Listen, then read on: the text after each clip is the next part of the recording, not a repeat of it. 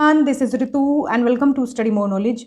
तो social science हम कर रहे हैं सी टैट और स्टेट टैट्स के लिए, और इसमें कुछ क्लासेस हम ऑलरेडी कर चुके हैं। अगर आपने वो नहीं देखी हैं तो आप सीक्वेंस से ही सभी क्लासेस को देखें।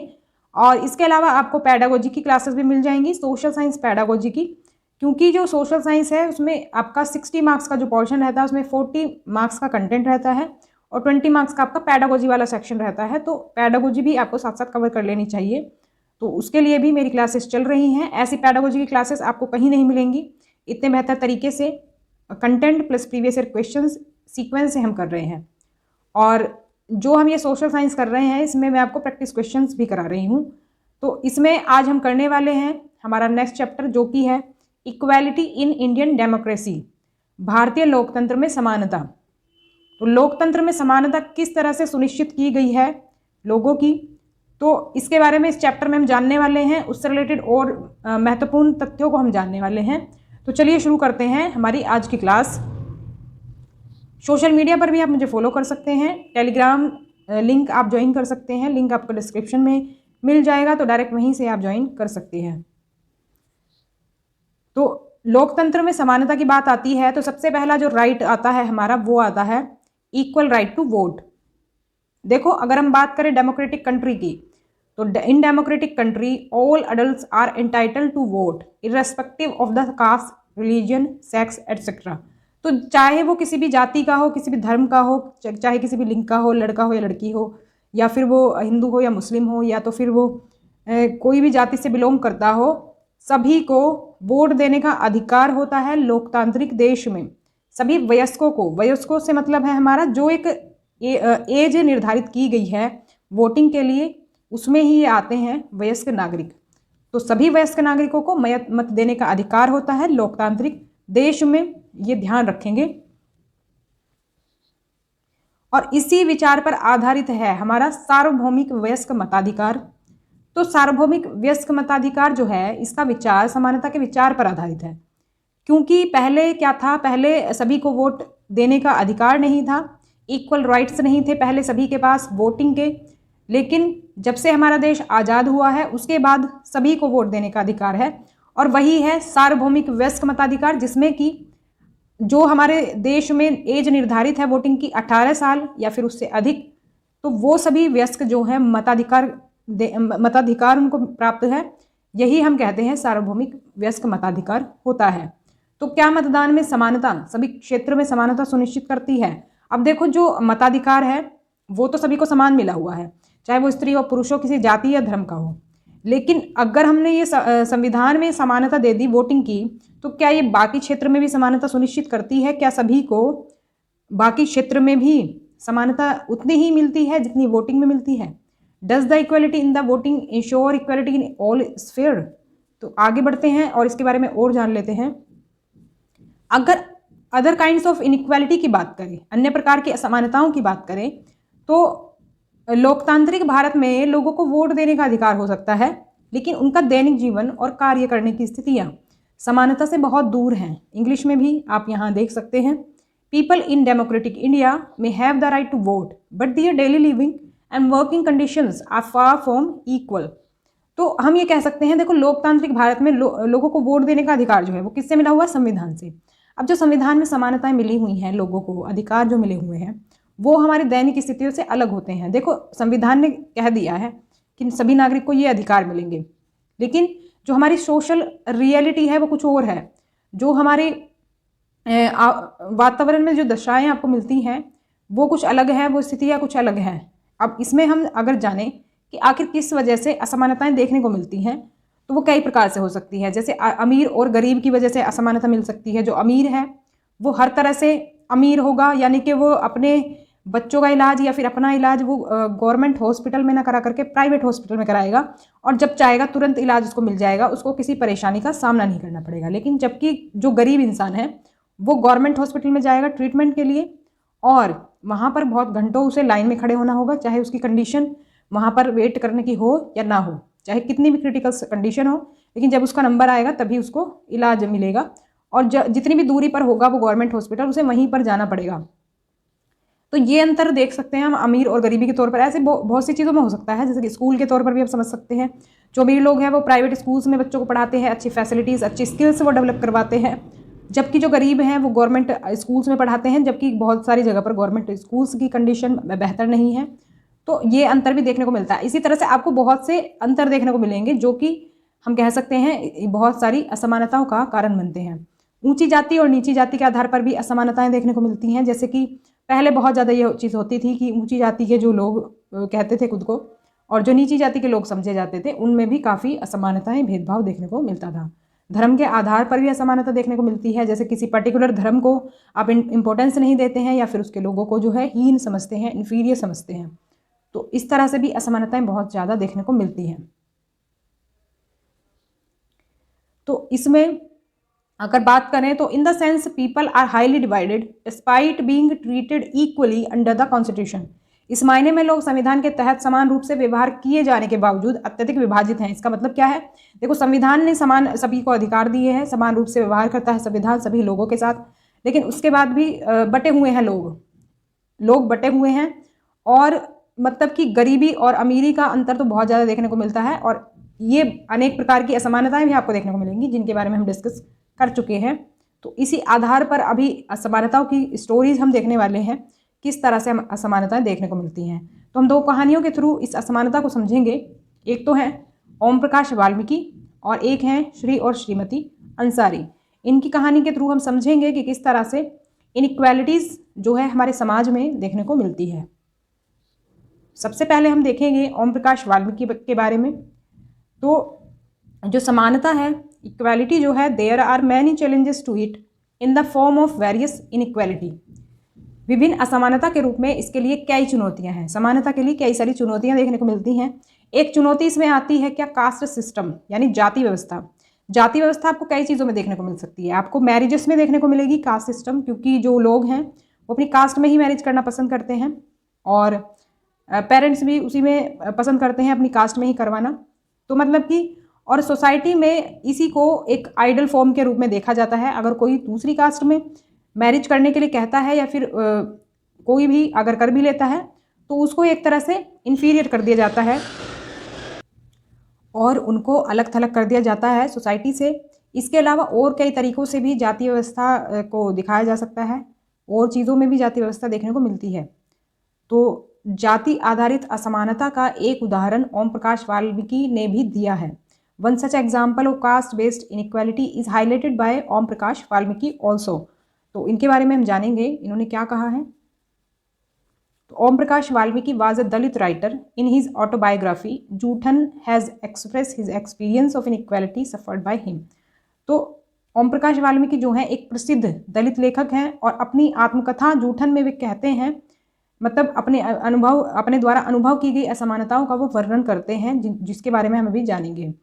तो दलित थे वो बाय कास्ट, और दलित का मतलब होता है ब्रोकन। हिंदी में अगर कहें तो कुचला हुआ या फिर टूटा हुआ इसका मतलब होता है।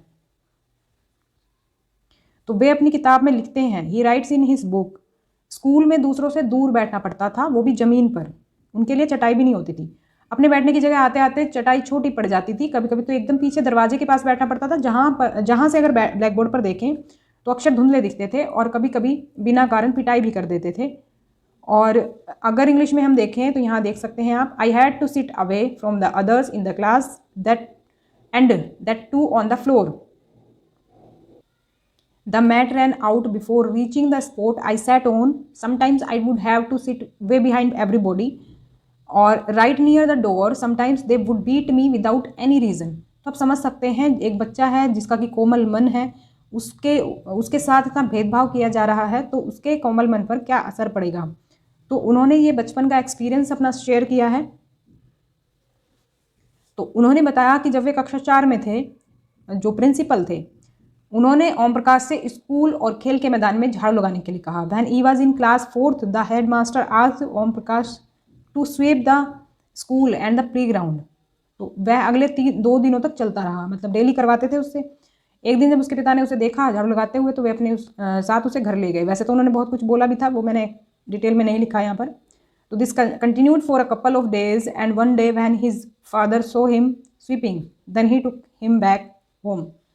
तो क्योंकि कोई भी पेरेंट्स ये नहीं चाहेंगे कि हमने अपने बच्चों को स्कूल पढ़ने के लिए भेजा है और उनसे काम कराया जा रहा है, तो जाति के आधार पर ओम प्रकाश ने जो भेदभाव और बहिष्कार का सामना किया उसे अगर हम समझें तो ये एक जाति व्यवस्था का ही उदाहरण है। क्योंकि वे दलित जाति से बिलोंग करते थे तो उनके साथ ये व्यवहार किया गया, क्योंकि समझा जाता था कि जो दलित लोग हैं उनका ही काम होता है साफ़ सफाई का, तो इसीलिए उससे साफ़ सफाई कराई जाती थी। तो उसकी कैपेसिटी से भी बहुत बड़ा था वो प्लेग्राउंड जिसमें उससे झाड़ू लगवाई जाती थी। तो कास्ट बेस इनइक्वालिटी का ये बहुत ही हम कह सकते हैं एक एग्जाम्पल, आप समझ सकते हैं इसको। अब हम देख लेते हैं दूसरा एग्जाम्पल। तो दूसरा एग्जाम्पल है श्री और श्रीमती अंसारी का। तो इनकी कहानी हमको मिलेगी किस पर, रिलीजन बेस्ड है ये। अभी हमने क्या देखा, कास्ट बेस्ड डिस्क्रिमिनेशन या फिर कास्ट बेस्ड इनइक्वालिटी, और अब हम देखेंगे इनइक्वालिटी बेस्ड ऑन रिलीजन। तो श्री और श्रीमती अंसारी शहर में किराए पर एक मकान लेना चाहते थे। Mister and Mrs Ansari were looking for an apartment on rent in the city. तो वे एक प्रॉपर्टी डीलर के पास गए, जैसा कि जनरली हम करते हैं शहरों में। दे कॉन्टेक्टेड टू अ डीलर। तो उसने उन्हें कुछ मकानों के बारे में बताया और मकान मालकिन बहाने बनाने लगी कि वो मांसाहारी लोगों को मकान नहीं दे सकती। तो मतलब कि उन्होंने कई सारे मकान दिखाए जो उन्हें पसंद आया, जहाँ पर उन्होंने पूछा तो वहाँ पर उनको मना कर दिया गया। He told them about some apartments. The owner refuse to rent apartment to Ansari family by making various irrelevant excuses such as they eat meat. मतलब कि इररेलेवेंट एक्सक्यूजेस वो बनाने लगे कि हम इस वजह से नहीं दे सकते, उस वजह से नहीं दे सकते, लेकिन जो वजह थी असल में उनका धर्म उसकी वजह थी। But the true reason was their religion. तो it is an example of inequality on the basis of religion. तो रिलीजन यानी धर्म के आधार पर जो असमानता है उसका एक उदाहरण आप ये देख सकते हैं। तो ऐसे बहुत से एग्जाम्पल्स आपको देखने को मिलेंगे। अब बात करते हैं इंपॉर्टेंस ऑफ रिकॉग्नाइजिंग डिग्निटी, मानवीय गरिमा का मूल्य। तो जो हमारी जो मतलब मानवीय गरिमा है, एक तरह से जो हमारी सेल्फ रेस्पेक्ट होती है, उसके बारे में हम इसमें जानने वाले हैं। असमान व्यवहार के पीछे का कारण क्या है, the reason behind the unequal treatment. तो कई सारे रीज़न हैं, हो सकते हैं इसके, जैसे जाति के आधार पर हो सकता है और धर्म के आधार पर हो सकता है, या फिर वर्ग के आधार पर हो सकता है, यानी क्लास बैकग्राउंड, यानी आप गरीब हैं या फिर अमीर हैं, ये क्लास बैकग्राउंड माना जाता है। तो उदाहरण हमने देख लिया है जाति और धर्म के आधार पर, जो कि है ओम प्रकाश वाल्मीकि और अंसारी का।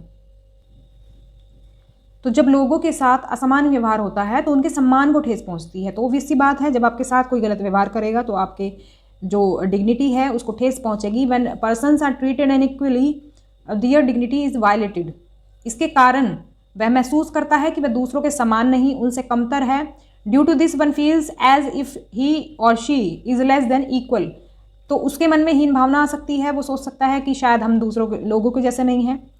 और प्रत्येक व्यक्ति समान सम्मान और गरिमा पाने का हकदार है। Everybody deserve the same respect and dignity. हर कोई ये चाहता है कि हमें सबके समान ट्रीट किया जाए, इक्वल ट्रीट किया जाए। अगर किसी के साथ भी आप खुद को उनकी जगह रखकर देखें, अगर आपके साथ कोई गलत व्यवहार करता है तो आपके सम्मान को ठेस पहुंचेगी। तो ये सभी के साथ होता है। तो यहाँ पर एक एग्जाम्पल और आप देख सकते हैं, जैसे कि ये बच्चे बूट पॉलिश कर रहे हैं और ये मूवी का सीन है। तो इसमें आप पाएंगे कि इन लोगों ने क्या किया, बूट पॉलिश करवाने के बाद इनको पैसे फेंक कर दे दिए। तो बच्चे ने पैसे लेने से मना कर दिया कि जब मैंने मेहनत से काम किया है तो मुझे पूरा हक है कि इज्जत से पैसे मिलने का। He feels that there is dignity in the work that he does and he insists that his fee be given respectfully। तो बात तो सही है कि वो ये महसूस करता है कि जो काम वो कर रहा है वो रेस्पेक्टफुल है और उसमें उसको जो पैसे दिए जाने चाहिए वो सम्मानजनक तरीके से देने चाहिए, क्योंकि उसने काम के बदले पैसे लिए हैं, ना कि वो भीख मांग रहा है। तो इसी तरह से हर कोई जो चाहता है वो ये चाहता है कि उनको रेस्पेक्ट मिले, चाहे वो किसी भी तरीके की रेस्पेक्ट हो। तो अब जान लेते हैं इक्वालिटी इन इंडियन डेमोक्रेसी के बारे में। भारतीय लोकतंत्र में समानता किस प्रकार से सुनिश्चित की गई है। तो भारतीय संविधान सब व्यक्तियों को समान मानता है हर मायने में। The Indian constitution recognises every person as equal in every sense. तो हर मायने में जो संविधान है उसने सब व्यक्तियों को समान माना है, सभी को वो इक्वल राइट्स देता है। मतलब सभी लोगों की समानता लोकतांत्रिक भारत में मान्यता प्राप्त है। Means equality of all person is recognised in democratic India. तो डेमोक्रेटिक जो भारत है हमारा, उसमें सब लोगों की समानता के लिए मान्यता मिली हुई है, यानी कि अगर कोई किसी को इक्वल नहीं मानता है तो संवैधानिक तौर पर वो क्या कर रहा है, कानून का उल्लंघन कर रहा है। जबकि पहले लोगों के साथ भेदभाव और दुर्व्यवहार से बचाने के लिए कोई कानून मौजूद नहीं था। जो पुराने टाइम में आप देखें, जो जाति व्यवस्था के आधार पर जो भेदभाव होता था और बहुत सी इनइक्वालिटी आपको देखने को मिलती थी समाज में, उसके लिए पहले कोई कानून नहीं था। तो हर कोई अपने मनमाने ढंग से दूसरों के साथ दुर्व्यवहार करता था और कर सकता था, उसको किसी का भी डर नहीं था। लेकिन अभी कानून का डर है, तो इसी वजह से कोई दुर्व्यवहार करने का सोचेगा नहीं। तो the parliament is the cornerstone of our democracy and we are represented in it through our elected representatives। तो संसद जो है हमारे लोकतंत्र की आधारशिला है। संसद के बारे में आप जानते ही हैं, और हम अपने चुने हुए प्रतिनिधियों के माध्यम से इसमें प्रतिनिधित्व करते हैं। हम जो भाग लेते हैं लोकतंत्र में वो प्रतिनिधियों के माध्यम से लेते हैं, ना कि प्रत्यक्ष रूप से लेते हैं। तो हम कह सकते हैं कि अप्रत्यक्ष रूप से हमारी भागीदारी रहती है लोकतंत्र में। तो संविधान में इस समानता को कैसे मान्यता दी जाती है, इसके बारे में बात कर लेते हैं। How does this equality is recognised in the constitution. देखो, कानून के समक्ष जो है हर व्यक्ति समान है, every person equal before the law. तो किसी भी व्यक्ति के साथ धर्म, नस्ल, जाति, जन्म स्थान या फिर लिंग के आधार पर भेदभाव नहीं किया जा सकता। तो अगर हम बात करें रिलीजन की या फिर रेस प्रजाति होती है, मतलब कि कोई किसी प्रजाति का होता है, जैसे कोई ईस्ट डायरेक्शन का है अगर कोई, तो वो अलग आपको दिखेगा, वो लुक में अलग दिखेगा, उसकी आंखों का कलर कुछ होगा, वो उसके स्किन का कलर कुछ और हो सकता है। तो उसको हम कह सकते हैं एक तरह से प्रजाति। जैसे कहीं कहीं पर ये अमेरिका में रंगभेद होता था, काले और गोरे का भेदभाव होता था पहले, तो उसी की बात की जा रही है। रेस के आधार पर डिस्क्रिमिनेशन नहीं होगा, जाति के आधार पर या फिर जन्म स्थान कोई एक पर्टिकुलर अगर जगह से आता है उसके आधार पर भेदभाव नहीं होगा, और लिंग के आधार पर नहीं होगा, यानी कि अगर कोई लड़का है लड़की है उसके आधार पर भेदभाव नहीं होगा। तो ये सभी जो इक्वल राइट्स हैं वो संविधान में मेंशन किए गए हैं। प्रत्येक व्यक्ति सभी सार्वजनिक स्थानों पर जा सकता है। Every person should have an equal access to all public places. जैसा कि पहले होता था कि जो नीची जाति के लोग समझे जाते थे उनको कुओं पर पानी लेने का अधिकार नहीं था, कुओं से पानी लेने का उनको अधिकार नहीं था। जो जनरल कास्ट होती थी, यानी कि जो ऊंची जाति समझी जाती थी, उनका कोई व्यक्ति जब जाता था वही उनको पानी देता था या फिर उनके बर्तन में वो पानी डालता था। तो अब ऐसा कुछ नहीं है, संविधान में अब सभी को इक्वल राइट्स दिए गए हैं। कहीं पर भी सार्वजनिक स्थानों पर, गवर्नमेंट हॉस्पिटल्स में, गवर्नमेंट स्कूल्स में या फिर गवर्नमेंट कोई भी चीज़ है वहाँ पर जा सकते हैं बिना किसी रोक टोक के। शासन ने संविधान द्वारा मान्य किए गए समानता के अधिकार को दो तरह से लागू किया है। Two ways through which government tries to implement the equality that is guaranteed in the constitution are. तो दो तरीके से जो समानता के अधिकार को लागू किया गवर्नमेंट ने, वो एक तो है उसमें कानून के द्वारा थ्रू लॉज, और एक सरकारी योजनाओं या कार्यक्रमों के द्वारा। तो इससे दो तरीके से इन्होंने समानता के अधिकार को लागू किया है। कानून के द्वारा जो लागू किया गया है वो है अस्पृश्यता पर प्रतिबंध लगाना। तो सबसे बड़ी चीज़ थी ये बैनिंग अनटचेबिलिटी, जो कि जिसके आधार पर कास्ट बेस्ड डिस्क्रिमिनेशन होता था। तो उसका इससे मतलब कह सकते हैं काफ़ी हद तक इस पर रोक लगी है, उस डिस्क्रिमिनेशन पर जो भेदभाव होता था जाति के आधार पर। जैसे पहले जो नीची जाति समझी जाती थी उसके साथ बहुत ज़्यादा भेदभाव देखने को मिलता था, तो अब ऐसा नहीं देखने को मिलता है। अगर आप ऐसा करेंगे तो वो कानून का उल्लंघन होगा और आपको सज़ा मिल सकती है। तो इसीलिए इस चीज़ पर काफ़ी अब हद तक हम कह सकते हैं रोक लग चुकी है। और सरकारी योजनाओं में शामिल है हमारा मध्याह्न भोजन योजना, मिड डे मील स्कीम। तो पीएम पोषण योजना है अब ये नया नाम इसका, अब आगे इनके बारे में जानेंगे डिटेल में। तो सबसे पहले हम देख लेते हैं मिड डे मील स्कीम के बारे में। नया नाम है इसका पीएम पोषण स्कीम, यानी मध्याह्न भोजन योजना।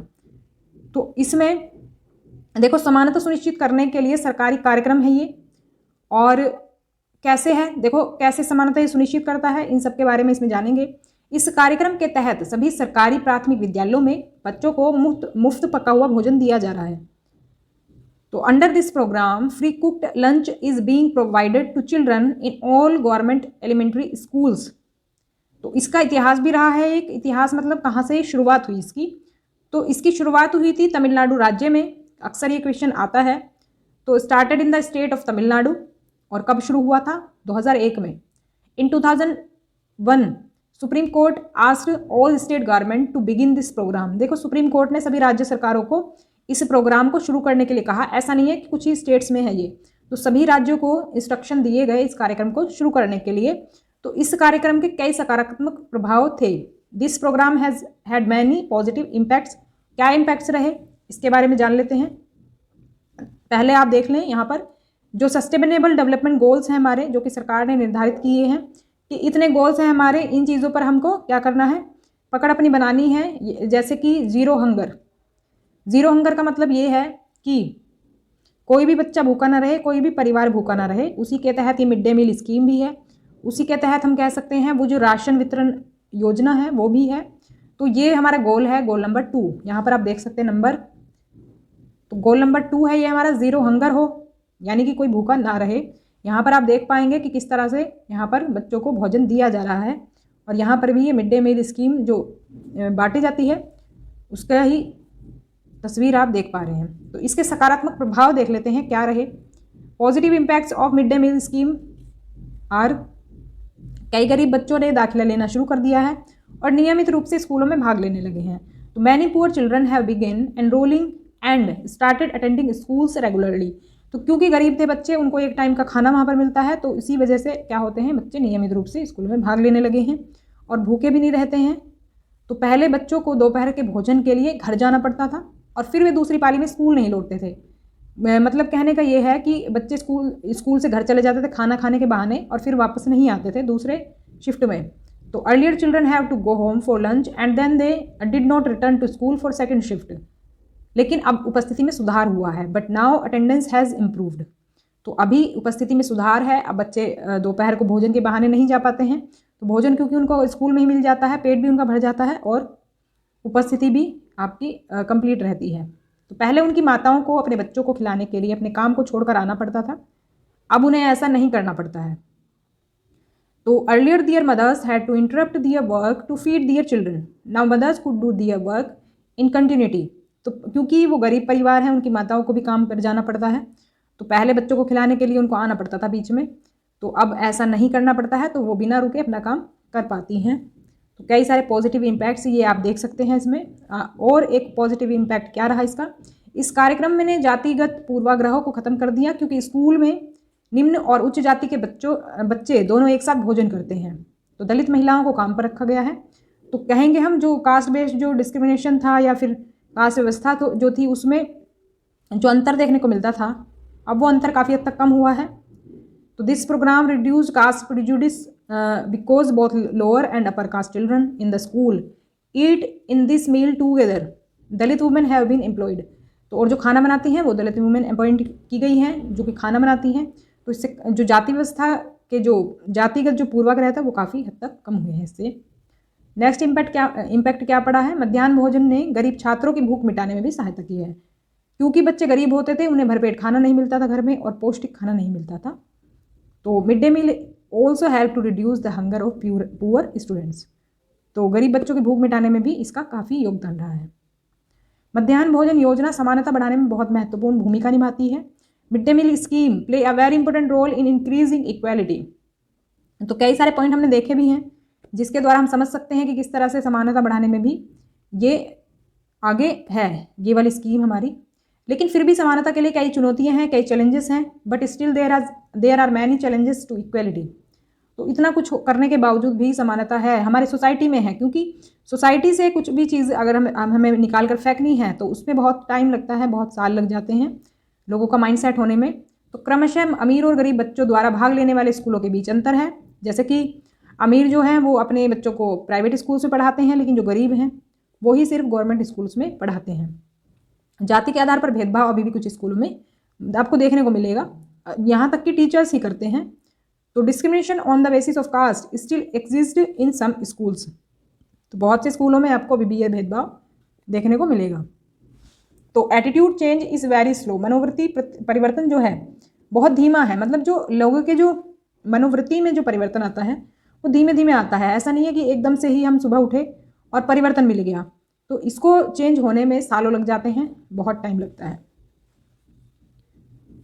तो सितंबर 2021 में MOE ने, मिनिस्ट्री ऑफ एजुकेशन ने इसका जो है नाम बदल करके पीएम पोषण रख दिया, पीएम पोषण योजना, जो मिड डे मील स्कीम है, यानी कि हिंदी में कहें तो प्रधानमंत्री पोषण शक्ति निर्माण, इसका नाम कर दिया है, जो इस योजना के लिए नोडल मंत्रालय है। केंद्र सरकार ने यह भी घोषणा की कि 2022 तक सरकारी और सरकारी सहायता प्राप्त स्कूलों में पूर्व प्राथमिक शिक्षा प्राप्त करने वाले अतिरिक्त 24 लाख छात्रों को भी इस योजना के तहत शामिल किया जाएगा।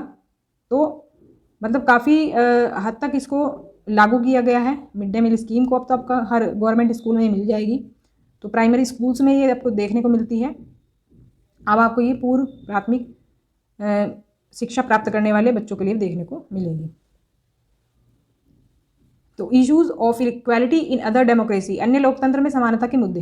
देखो ऐसा नहीं है कि जो असमानता है सिर्फ हमारे देश में ही देखने को मिलती है, ये असमानता आपको अन्य देशों में भी देखने को मिलेगी। असमानता के खिलाफ संघर्ष केवल भारत तक ही सीमित नहीं है, इस समस्या से पीड़ित कई अन्य लोकतांत्रिक देश भी हैं।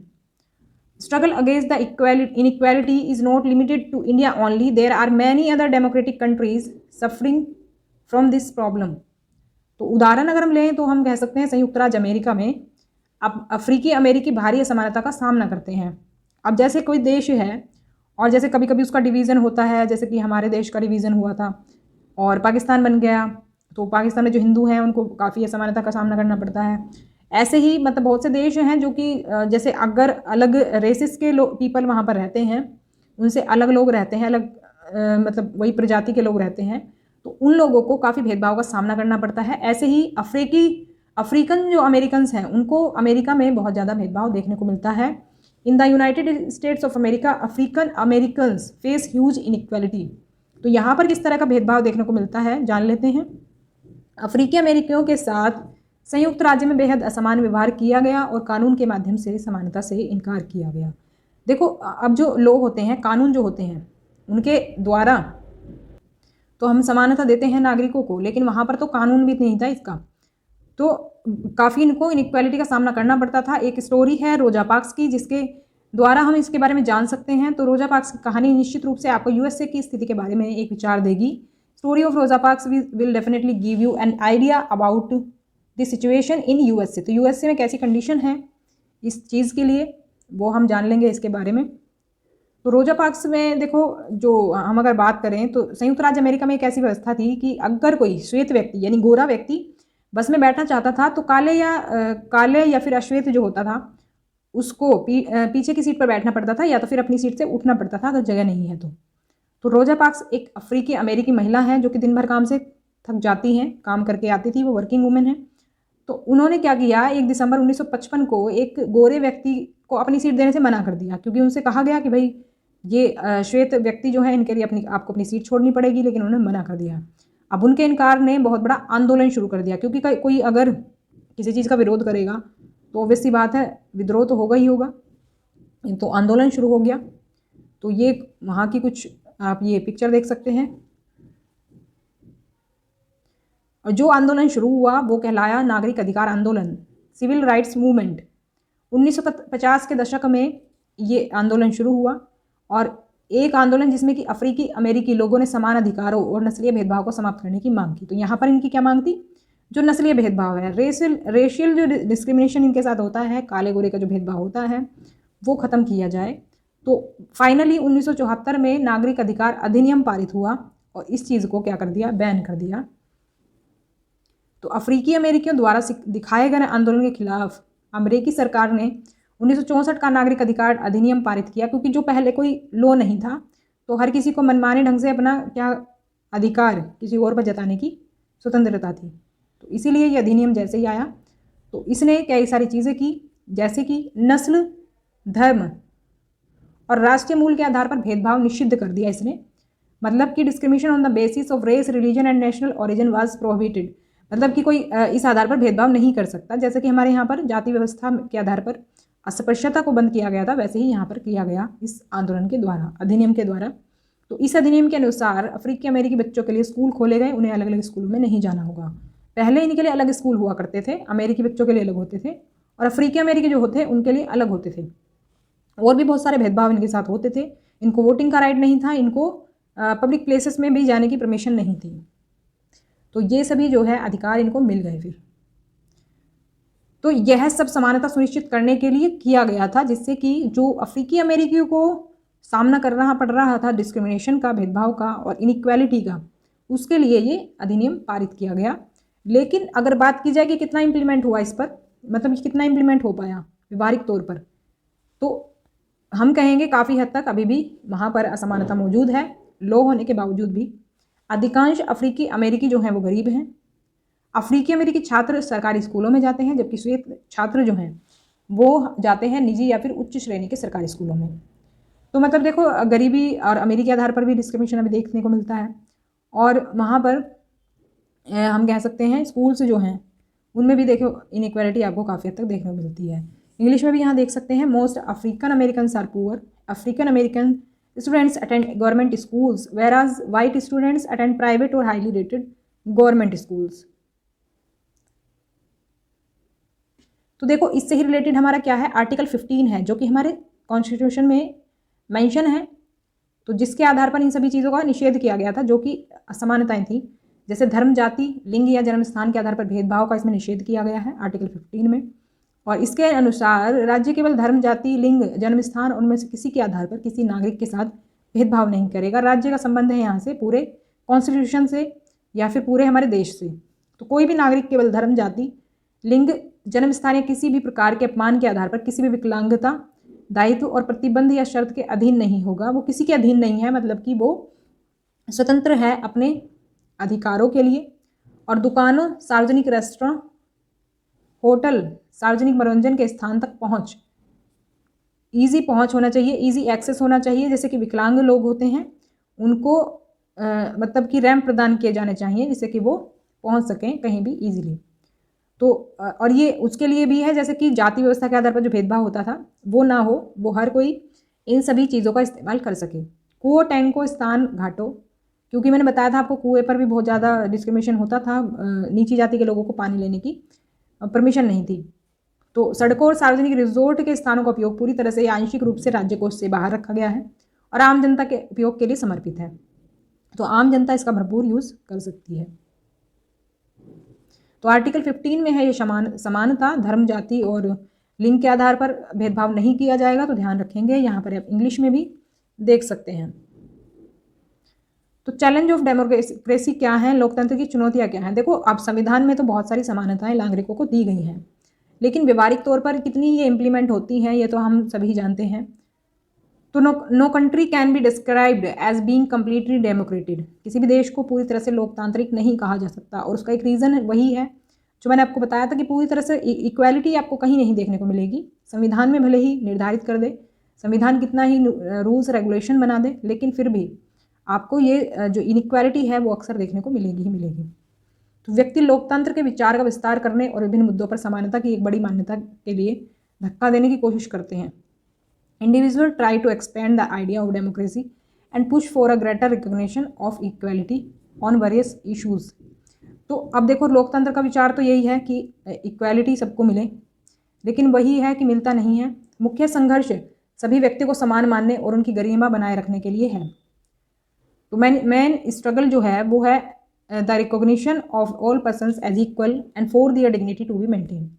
सभी लोगों की गरिमा बनाए रखने और समान मानने के लिए है, जो भी है हमारा संघर्ष है मेन। तो आप क्या सोचते हैं, क्या सभी व्यक्तियों की समानता सुनिश्चित है या नहीं?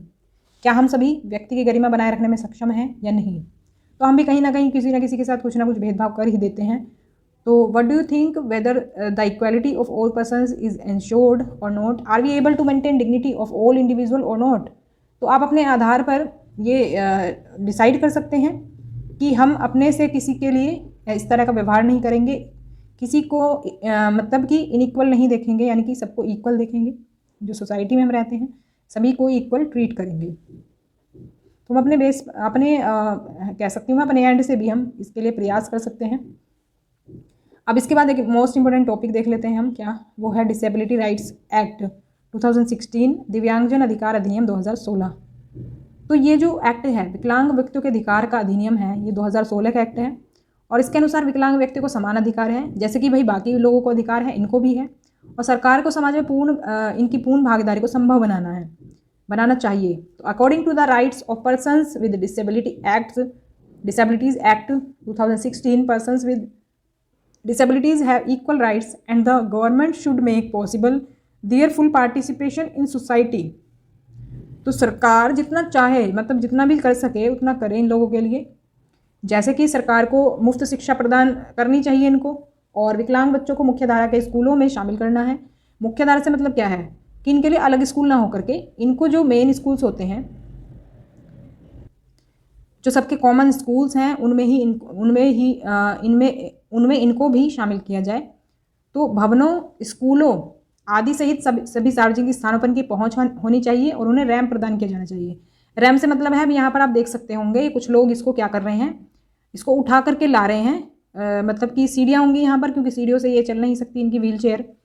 तो इसी के बारे में बात की गई है। देखो, जब ऐसे हम किसी को डिसेबिलिटी पर्सन को उठाते हैं तो उसको बहुत अजीब लगता है, उसको लगता है मैं दूसरों से अलग हूँ।